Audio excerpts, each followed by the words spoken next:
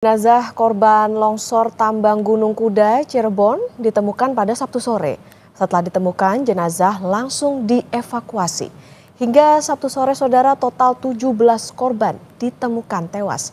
Sementara, tim SAR gabungan akan melanjutkan pencarian 8 korban hilang hari Minggu ini. Proses pencarian akan fokus dengan pemecahan batu besar untuk memudahkan evakuasi korban.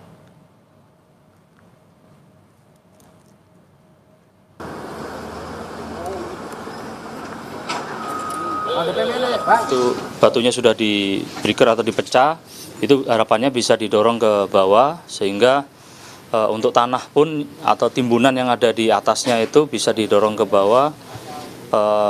Untuk jenazah harapannya bisa kita temukan. Ketiga korban tadi pas ditemukan tidak jauh jaraknya?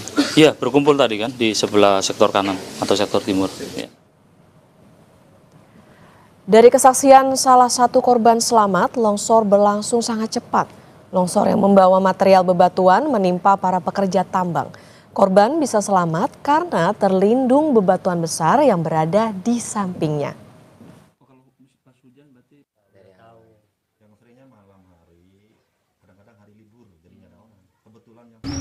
Ya paling berapa, nggak sampai 10 detik lah.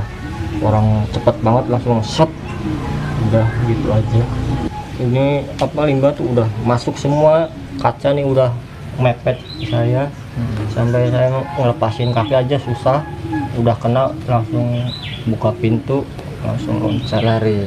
Semua yang kena korban bisa dibantu ya, bantu. Terutama lapangan pencariannya ya Pak. Lapangan kerja yang baru ya Pak. Karena kan ini ditutup sama KDM.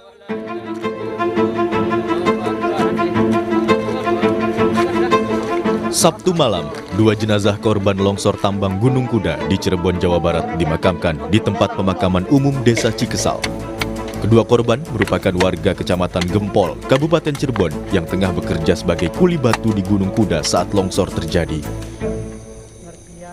Almarhum itu kedua-duanya sebagai pekerja kuli muat atau pocok, kalau bahasa di Cikesal pocok, seperti itu Pak. Terus kalau itu berarti ada berapa orang Pak yang warga kami ada 2 orang yang meninggal di tempat. Kebetulan kedua-duanya hanya punya 1 istri dan 1 anak. Pak Sanadi 1 istri, meninggalkan 1 anak, dan alhamdulillah udah keluar SMK. Dan Pak Sakira itu anaknya masih SMP. Kini, polisi telah menetapkan 2 orang tersangka dalam peristiwa longsornya tambang galian C di Cirebon, Jawa Barat. Keduanya adalah pengelola atau pemilik tambang dan kepala teknik tambang. Penetapan tersangka ini dilakukan setelah polisi melakukan pemeriksaan secara maraton dan olah TKP serta gelar perkara. Sudah ditetapkan 2 orang tersangka, Mbak.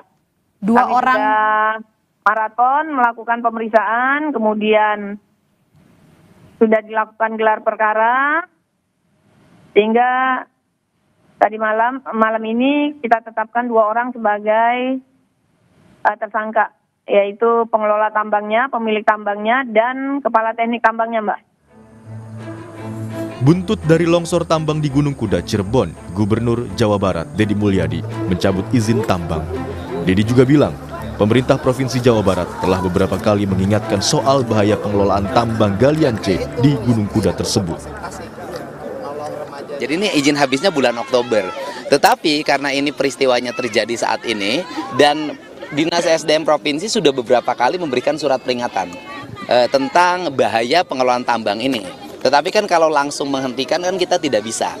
Nah untuk itu maka tadi malam kami sudah mengeluarkan sanksi administratif dalam bentuk penghentian izin, pencabutan izin dari tambang ini. Longsor tambang di Gunung Kuda, Cirebon, Jawa Barat terjadi pada Jumat 30 Mei lalu. 17 orang ditemukan meninggal dunia, sementara beberapa lainnya masih dalam pencarian.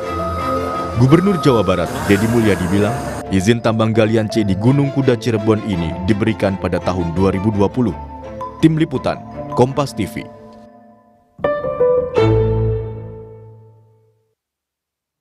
Pagi ini akan dilanjutkan proses pencarian dan evakuasi korban longsor tambang batu Gunung Kuda di Cirebon, Jawa Barat, Saudara. Dan untuk mengetahui informasi terkini, kita bergabung dengan jurnalis Kompas TV, Benediktus Aditya, dan juru kamera Hanil Rivelino. Selamat pagi, Bene. Bene, apakah proses pencarian korban sudah kembali dimulai pagi ini dan di mana fokus titik pencarian korban dan apa sebetulnya fokus untuk hari ini, Bene? Ya, Okta, selamat pagi. Memang untuk proses pencarian sendiri ini akan segera dimulai, di mana tadi baru saja dilangsungkan apel pagi tim gabungan dari TNI, Polri, dan juga tim SAR begitu ya.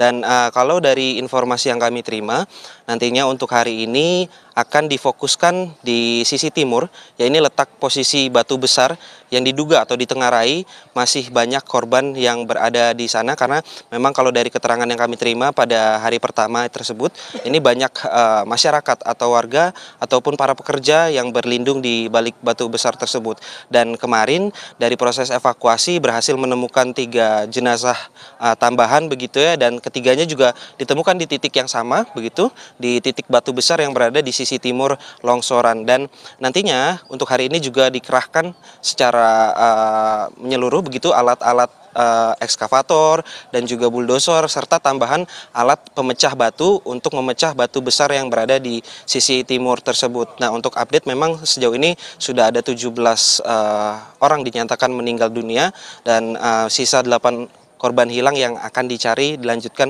pada hari ini. Begitu, Okta. Oke. Fokusnya hari ini di posisi timur dan yang dilakukan adalah untuk memecah batu besar tadi.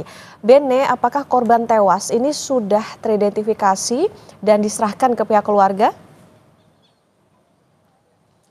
Ya, sejauh ini memang sudah ada 17 orang meninggal dunia, di mana 14 orang ini di jenazah ini sudah teridentifikasi di hari pertama pencarian begitu, dan sudah dikembalikan ke pihak keluarga masing-masing.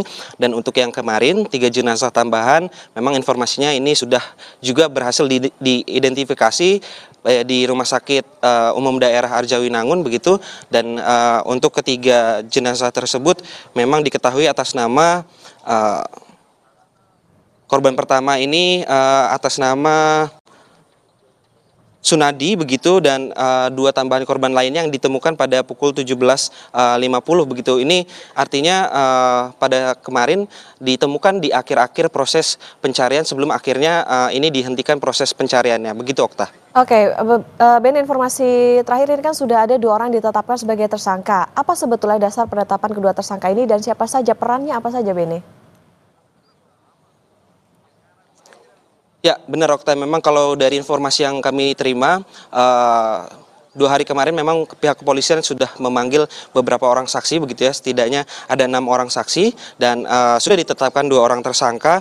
Yang pertama ini atas nama Abdul Karim selaku Ketua Kepontren Al-Azhariyah yang mengelola tambang ini, dan juga yang kedua atas nama Ade Rahman yang selaku Ketua Teknis Tambang di tambang galian C ini. Dan keduanya memang diduga ditengarai melanggar beberapa pasal, diantaranya Undang-Undang Perlindungan dan Pengelolaan Lingkungan Hidup, dan juga memang kalau dari keterangan kemarin ini diduga ada salah prosedur saat melakukan proses penggalian tambang batu kapur di Gunung Kuda ini, sehingga memang pasal-pasal yang dilayangkan juga terkait dengan Undang-Undang Perlindungan Kerja. Begitu, Okta. Oke, untuk hari ini proses pencarian dan evakuasi korban longsor tambang masih dilanjutkan, dan tadi informasi terkini sudah ada 2 yang jadi tersangka. Tentu kita tunggu bagaimana pendalaman dari polisi termasuk juga soal bagaimana prosedur penambangan di sana. Terima kasih jurnalis Kompas TV Benediktus Aditya dan juru kamera Hanil Rivelino dari Cirebon, Jawa Barat.